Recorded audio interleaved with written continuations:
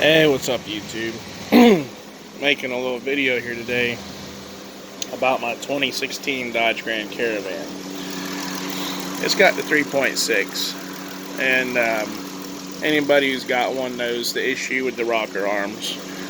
Okay, now after, I want to say, like, if I read correctly, that the real bad issue is between 2011 models and 2013.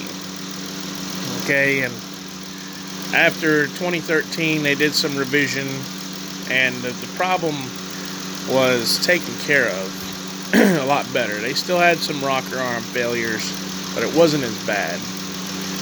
Well, I've got 147,000 on the clock, and you can't hear it now. You can't hear it while it's cold, but after it gets warm, you can hear the tick. So that's good. I mean, I believe I've caught it early enough that I'm not going to have any camshaft damage. You can't hear it while the engine's cold. I was having it run for a few minutes to try to see if I could get the noise on camera for you. But since I got to tear into this thing, I don't want the engine to be heat soaked.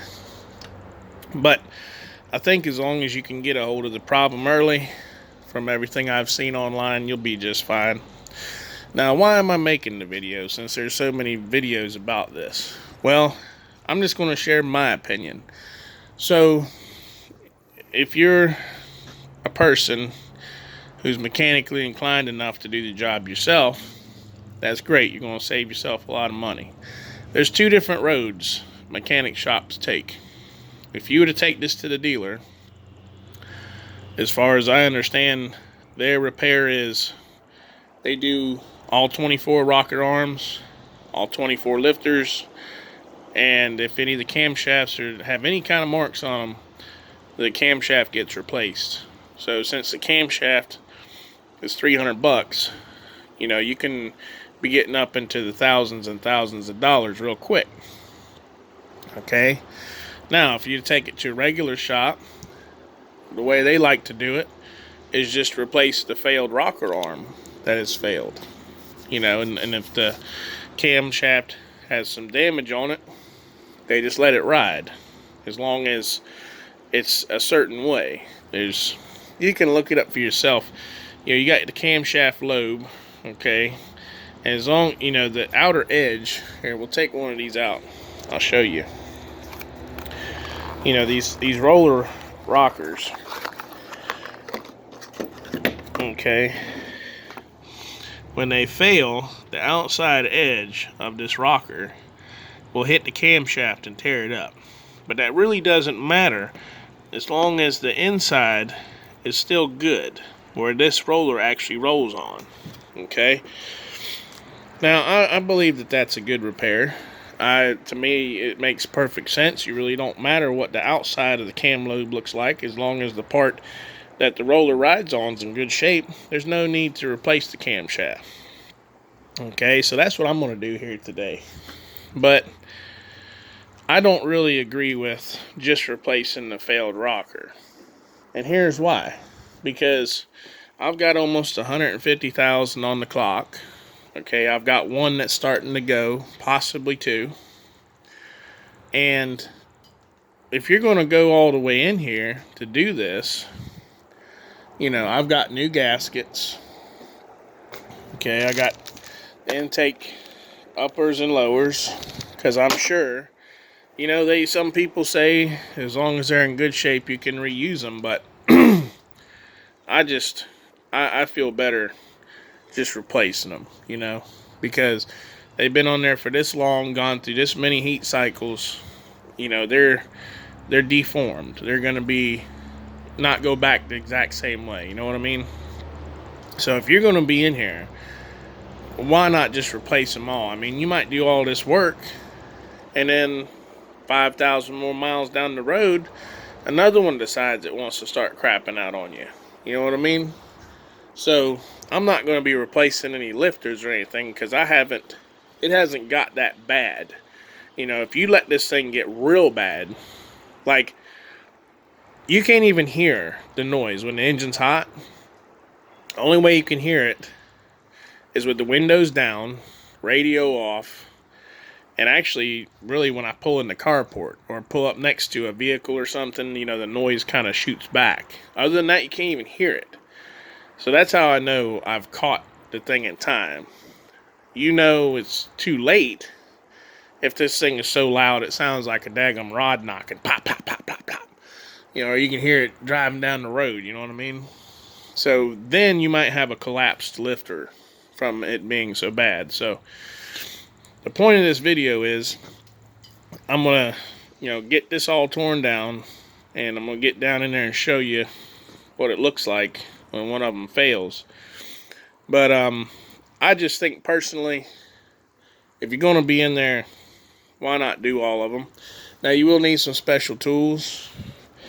There is some videos online, you know, because you're going to have to mess with the timing chains and whatnot. And these tools right here will lock the timing gears in place so that you can remove one camshaft at a time and change all the rockers, put the camshaft back. And that's what I'm going to do today, because I don't really like the you'll look online, you'll see people, you know, they'll take, you know, the end of the camshaft cap off, you know, and loosen up the other ones. That way they can pry up the camshaft, but I really don't want to do that. I just want to be, I think it's stressful on the bolts. You got the potential to mess up threads and whatnot. So I'm going to take you guys along with this repair, and we'll see how it goes. Alright guys, kind of at the midpoint here. These front wheel drives, it's funny, a lot of the 3.6 Pentastar videos you see people changing rocker arms on are on rear wheel drive vehicles. Front wheel drive, not so much fun. You can see so far what I've gotten out. I tried real hard to get the radiator fan out without taking off the coolant hose, but it's going to have to come off. But yeah, you can see the condition of these gaskets. You know, look at the warpage right there. You know, yeah, it was probably sealing. You know, right here, I'm not so sure. See that brown staining? To me, that kind of indicates a leak to me. So, is it necessary to pull the lower intake off to do this job? No, I don't think so. But I already have the gaskets, and looking at the shape of these gaskets, you know, hey man, 150,000 miles already. I don't see how it's going to hurt to change these things, so that's what I'm going to do. Alright, so now we're at the part where I'm in here pretty good. I'm about to pull the intake cam out. This side, none of the rockers were bad on this side, but that's okay. We're going to change them anyway. But this, I wanted to bring a point to y'all's attention. Now, there's a lot of talk online about what oil should you run to avoid this issue. And the plain and simple fact of the matter is, it does not matter. I've seen people say they run Pennzoil, still have this problem. People say they run Royal Purple, still had this problem. People say they always run full synthetic, change the oil early, still have this problem. This motor right here, I've run this motor on just plain Jane Pennzoil. That's it, non-synthetic, regular conventional motor oil its whole life. I change the oil every 5,000 miles. I don't go to 10. I change it at 5. And as you can see, there's nothing wrong with this engine. There's absolutely zero sludge buildup anywhere. None. Everything's clean. Look, there's no wear on anything. All this is smooth as could be. These cam journals, smooth as could be. Everything is great. So, you know, people out there saying, you know, run full synthetic and blah, blah, blah, blah, blah. it doesn't matter. You know, a lot of the Jeep forums, I've seen guys have this problem at 60,000 miles, and they're doing what I'm doing now. I've got 147,000 on the clock. So I've just run regular conventional, and those guys were running synthetic. So honestly, you can see right here for yourself that regular plain Jane motor oil does just fine. Alright, we have found the culprit. Now, I've already replaced these with new rockers, but it was right here, this rocker. And like I said, I caught this in the very, very early stages. But you see the shininess right there at the edge of the rocker? That's what happens. The rocker itself starts riding on the cam. Now, see if I can do this one-handed for the camera. Focus. Come on. Of course, now it doesn't want to act up for me. There you go. You can see it. See it moving? It's not supposed to do that at all. And another thing I found was interesting. This whole backside, the right-hand side, all these rockers have a different part number than these rockers did. So that tells me somebody's been in here before. They replaced these, and which is crazy because I've owned this van since it had 44,000 miles. I'm the second owner. It was an Enterprise van before that, so not surprising. But I did know somebody was in here because when I went to unplug all the cam phasers, the safety red locking tab was missing off all of those. And then on the cam, as you can see, now this one just started nicking it, just started touching it, and really I'm just barely starting to feel that with my thumb. It's not bad at all.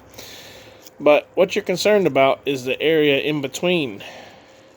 You know, this can be shaved down pretty good, but as long as this area in between is fine, then you're good to go. You can put this cam back in. But see, now if you were to go to a Dodge dealer, they would say, "Oh, need a new cam." And really, you can't blame them. I mean, they have to do stuff by the book. But this would be $300. But nope, she's going back in. Alright, ladies and gentlemen, this concludes my little video. It's running great now. One more tick. We're up to full operating temperature. So what can we say about this? Well, in my instance, I learned from my repair that somebody replaced the left-hand cylinder head rocker arms because they all had a different part number than the rear. So what does that mean? That means that I got the van at 44,000 miles. So sometime between new and then, it must have developed a tick in here somewhere. Then it took all the way till about 145,000 miles before I got a tick on the intake cam on the right hand cylinder head. So roughly 100,000 miles. Well, I would say that the rears were factory. Okay, so those went 145,000. And for whatever reason, you know, these in the front here, you know, failed before 44,000. So, I mean, I could see only replacing the one that's bad. It is more cost effective, I would imagine. Plus, there's, you know, there are, depending on which one is bad, if it's more towards the rear, you know, you can kind of cheat a little bit. I guess you have to weigh in the factors of how long do you plan on keeping the vehicle. Me, personally, I plan on keeping this van for as long as the wheels stay on it. So, you know, to me, it makes the most sense to just go ahead and replace all of them. Just get it done. That way I know it's good. So these are all questions you gotta ask yourself. But I figured I would share with you guys, you know, my experience with it. It did take me all day. I started on this probably around 9 this morning, and it's about 10:30 at night now. But I know that all my rocker arms are now good, and everything has fresh new seals in it too. I got lower and upper intake manifold, valve cover gasket, spark plug boots, cam phaser seals, and you know, I know it's good. It's good for a while. I don't have to worry about it. And I also am glad to see that regular Pennzoil, conventional oil, changed every 5,000 miles. Inside of my engine so clean I could eat off of it. Why do I use Pennzoil? Because it was the Chrysler spec. It's got that MS 935 or whatever the Chrysler spec is. But really I only did that to keep warranty. But my warranty is long gone now. Personally, I like using Mobil 1 conventional. I use it in my truck. That's probably what I'm going to start using in here.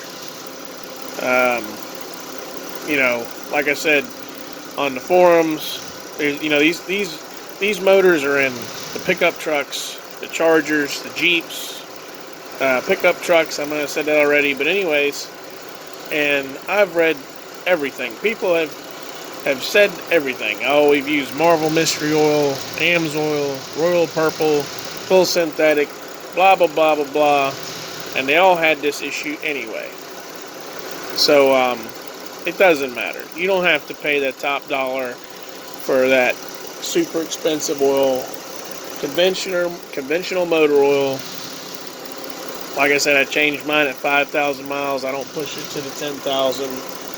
I did that one time when I first got the van. I used full synthetic, pushed it to 10,000 miles, and I did not like what I saw when I drained the oil at 10,000 miles. It was so thin. To me, there was no viscosity left, and I thought that was just too much. But hope you find this helpful. I didn't really go through a whole lot of the procedure, taking it apart and everything, just because there's so many videos out there on it. There's actually one guy, he did a fantastic job. He calls his video the 3.2 and 3.6 Pentastar rocker arm replacement. So it's a two-part series. That's what I followed to do this job. The guy is great, has torque specs and everything. I followed his video. But mainly I just wanted to make this video to show you that you don't have to have super expensive oil. And in my opinion, if you're going to go down that far, you might as well just do it all. If you're planning on keeping the car, you know what I mean? Maybe if you're just flipping it or something, maybe it's more cost effective for you to, you know, just replace the one that's bad.